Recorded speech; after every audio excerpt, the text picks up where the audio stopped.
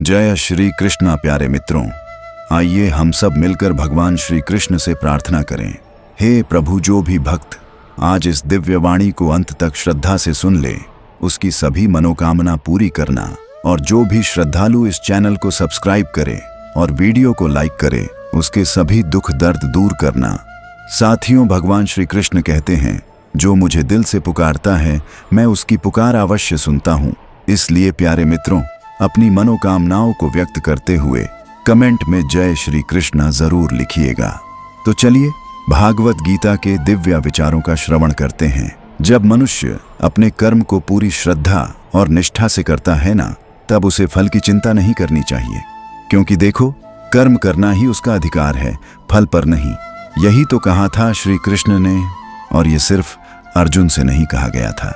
क्योंकि अगर तुम अपने मन को समझ गए, उसे संभाल लिया, तो फिर दुनिया तुम्हारे लिए कोई बड़ी चीज नहीं है। दुनिया की जीत तभी मिलती है जब तुम अंदर की हार से जीत जाते हो। लेकिन दिक्कत ये होती है कि जब हम कुछ करने निकलते हैं ना, तो हमारा मन हर वक्त एक ही सवाल पूछता है, मुझे इसका क्या मिलेगा। हर काम करने से पहले हम उसका परिणाम सोचते हैं अगर मेहनत की तो पैसा मिलेगा या नहीं, अगर ईमानदारी से काम किया तो लोग पहचानेंगे या नहीं, अगर सच्चाई से चलूंगा तो मंजिल पास आएगी या नहीं। और यहीं पर हम उलझ जाते हैं, क्योंकि हम कर्म नहीं करते, हम सौदे करते हैं। लेकिन श्री कृष्ण क्या कहते हैं? निष्काम कर्म करो, मतलब कर्म करो, लेकिन किसी अपेक्षा के साथ नहीं। क्योंकि फल की चिंता तुम्हें बांधती है, जकड़ती है, तुम्हारी आजादी छीन लेती है। तुम सोचते हो कि फल मिलेगा तभी शांति मिलेगी, लेकिन असल में फल की चिंता तुम्हें बेचैन बनाती है और निष्काम कर्म तुम्हें मुक्त करता है। जब तुम बस कर्म करते हो पूरे मन से, निष्ठा से, बिना डर के, तब तुम किसी और के लिए नहीं, खुद के लिए जीते हो। तब तुम ये नहीं पूछते कि मुझे क्या मिला, बल्कि ये सोचते हो कि मैंने क्या दिया।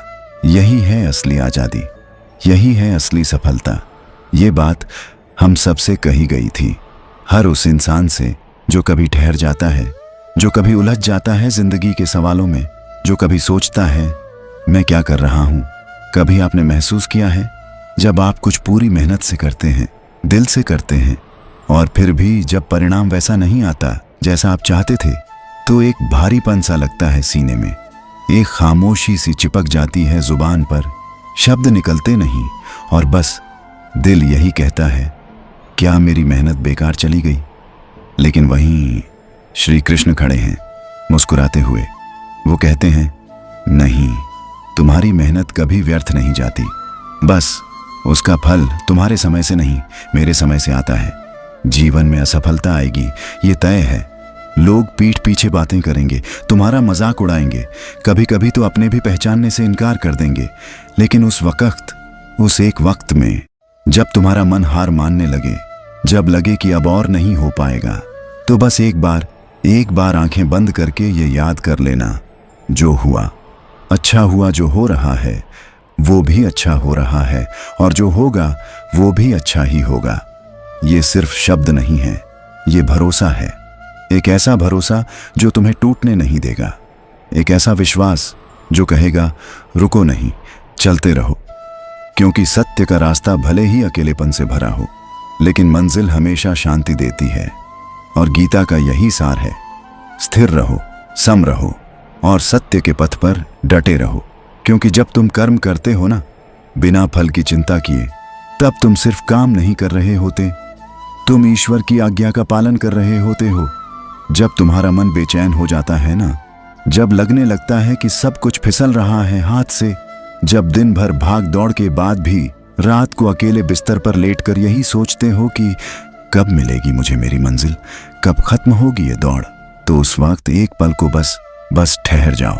कुछ मत सोचो, कुछ मत बोलो, अपनी आंखें बंद करो और अपने भीतर झांको।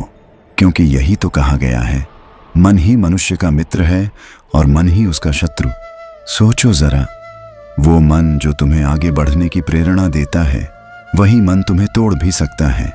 वो मन जो कहता है तू कर सकता है, वही अगले पल कहता है नहीं हो पाएगा।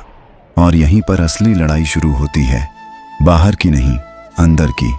इसलिए जब अगली बार तुम्हारा मन बेचैन हो, जब लक्ष्य बहुत दूर लगे, तो बाहर जवाब मत ढूंढो, अपने अंदर झांको, अपने मन से बात करो, क्योंकि वही तुम्हारा सबसे बड़ा साथी है।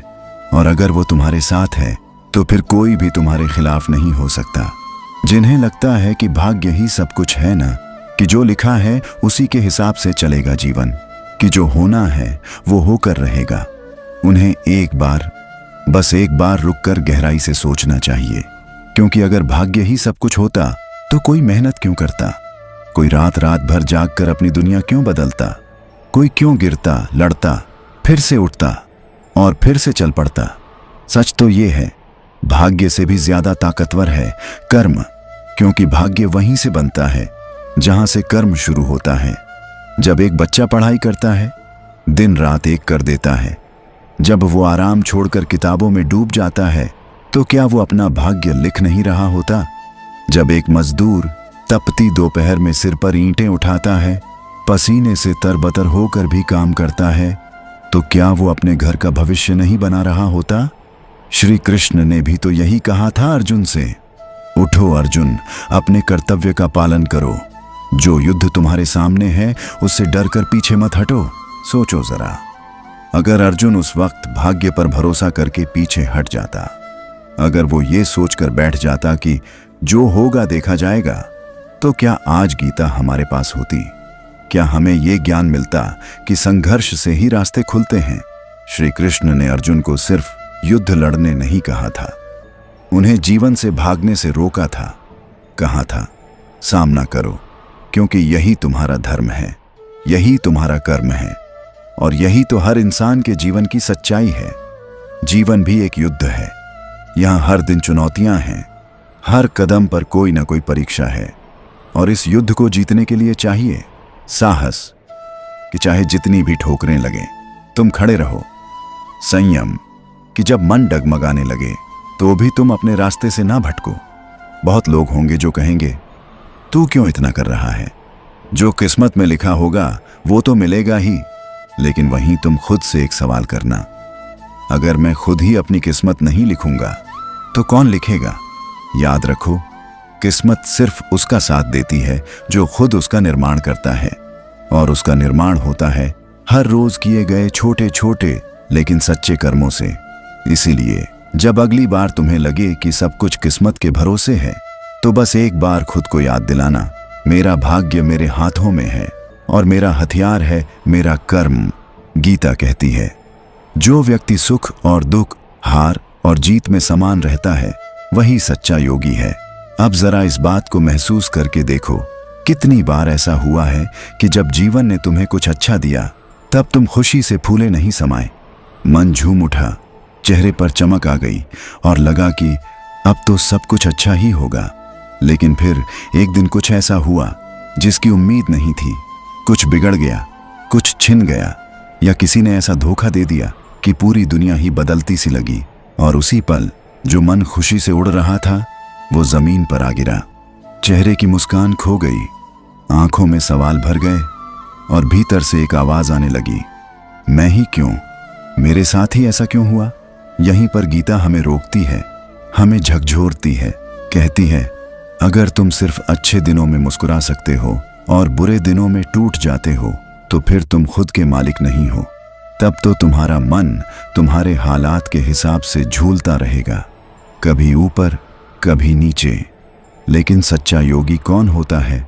जो जीतने पर इतराता नहीं और हारने पर बिखरता नहीं, जो सुख आने पर मदहोश नहीं होता और दुख आने पर बर्बाद नहीं होता, जिसका मन स्थिर रहता है, न झूमता है ज्यादा, न टूटता है जल्दी, क्योंकि उसे पता होता है ये सब बदलता रहता है, न सुख स्थायी है, न दुख, न जीत हमेशा रहेगी, न हार। एक सच्चा योगी वो होता है जो इन दोनों के बीच संतुलन बना लेता है, न किसी चीज को ज्यादा पकड़ता है, न किसी से भागता है। उसके लिए जीवन एक नदी की तरह है, कभी शांत कभी तूफानी, लेकिन वो हर हाल में बहता रहता है। इसलिए जब अगली बार तुम बहुत खुश हो तो खुद को जरा संभाल लेना, और जब बहुत दुखी हो जाओ तो खुद को ये याद दिला देना, ये भी बीत जाएगा। और जब तुम ऐसा कर पाओगे जब तुम्हारा मन परिस्थितियों से ऊपर उठ जाएगा, तब तुम सिर्फ इंसान नहीं रहोगे, तब तुम वही बन जाओगे जिसे गीता सच्चा योगी कहती है। हमेशा याद रखना, सफलता की असली कुंजी है अपने अंदर के मोह, क्रोध, लोभ और अहंकार पर विजय पाना। क्योंकि जब तक ये चार भीतर बैठे हैं ना, तब तक बाहर की दुनिया में कुछ भी हासिल कर लो, अंदर की शांति नहीं मिलेगी। मोह ये सबसे छुपा हुआ, सबसे गहरा और सबसे भारी जाल होता है। इसका बोझ न दिखाई देता है, न सुना जाता है, लेकिन भीतर ही भीतर इंसान को खोखला कर देता है। रिश्तों का मोह कभी देखा है जब कोई अपना साथ छोड़ देता है या बदल जाता है, तब कितना तोड़ जाता है मन, कितनी बातें रह जाती हैं जो हम कहना चाहते थे, कितना कुछ जिसे थामना चाहते थे, लेकिन फिर भी सब हाथ से निकलता चला जाता है। क्यों? क्योंकि हम मोह में बंधे थे। हमने उस रिश्ते को अपना मान लिया था, मानो वो कभी बदल ही नहीं सकता। लेकिन जीवन में कुछ भी स्थायी नहीं है, रिश्ते भी नहीं, और चीजों का मोह, एक अच्छा घर, महंगी गाड़ी, शोहरत, स्टेटस, नाम, इन सबको पाने की दौड़ में हम अपने दिन रात एक कर देते हैं। पर क्या आपने कभी खुद से पूछा है, क्या मैं इन चीजों को चला रहा हूं या ये मुझे चला रही हैं? शुरुआत में लगता है ये सब पाना है, पर धीरे धीरे वही चीजें हमारे ऊपर हावी हो जाती हैं, और जब नहीं मिलती तो दुख, जलन, खालीपन सब अंदर जमा होने लगता है। फिर आता है नाम का मोह। लोग क्या कहेंगे, मेरी इज्जत रहेगी या नहीं, अगर मैं हार गया तो मेरी छवि क्या रह जाएगी। बस यही सब सोच सोच कर इंसान टूटता है, क्योंकि वो नाम से जुड़ जाता है, उस मैं से जो कभी स्थायी ही नहीं था। और यहीं पर श्री कृष्ण की वाणी सुनाई देती है, जब तक मनुष्य मोह से मुक्त नहीं होता, वो सच्ची शांति नहीं पा सकता। मतलब तब तक तुम बाहर चाहे जितनी भी ऊंचाइयां छू लो, भीतर कुछ ना कुछ अधूरा ही रहेगा। क्योंकि मोह हमेशा तुम्हें खींचेगा, तुम्हारे सुख को किसी और की स्वीकृति से जोड़ देगा। लेकिन जब तुम इन चार चीजों, मोह, क्रोध, लोभ और अहंकार से ऊपर उठ जाते हो, तब तुम न भागते हो, न डरते हो, न कुछ पाने की हड़बड़ी रहती है, न कुछ खोने का डर। फिर सफलता सिर्फ बाहरी नहीं होती, वो तुम्हारे भीतर उतरती है, एक ऐसी शांति बनकर जो हालातों से नहीं डगमगाती। तो दोस्तों, आज के लिए बस इतना ही। दोस्तों, आपको वीडियो पसंद आया हो तो वीडियो को लाइक, चैनल को सब्सक्राइब और कमेंट में राधे कृष्णा लिखना ना भूलें। जय श्री कृष्णा।